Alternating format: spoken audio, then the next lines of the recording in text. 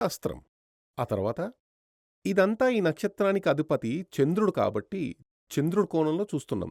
అంటే ఇక్కడ మీకు సాధారణంగా ఒక ఆస్ట్రాలజికల్ కాలిక్యులేషన్ నక్షత్రానికి బట్టి చూడ్డం జరిగింది. అలా చూసినట్లయితే ఇది ఈ గోచార బలం నక్షత్రాన్ని బట్టి కాకుండా రాశిని బట్టి చెప్తారు. చంద్రుడు ఎక్కడుంటాడో అదే రాశి. అక్కడ నుంచే మనం మొదలుపెట్టాలి. అలాంటప్పుడు ఈ జాతకం టేబుల్ హస్తా నక్షత్రం వారిది. వీరిది ఏ రాశి అంటే కన్యా రాశి. ఈ కన్యా రాశిలో ఇక్కడ గురువు 2, 5, 7, 9, 11 ఇక్కడ ఈ కన్యా రాశిలో ఇది రెండో ఇల్లు, 3, 4 ఇది ఐదవ ఇల్లు, 6 ఇది ఏడవ ఇల్లు, తొమ్మిదో ఇల్లు, ఇది 11 ఇల్లు. ఈ జాతకంలో ఇది 11 ఇల్లు. ఈ జాతకంలో గురువు స్థానం చాలా బలంగా ఉందని అంటుంది శాస్త్రం.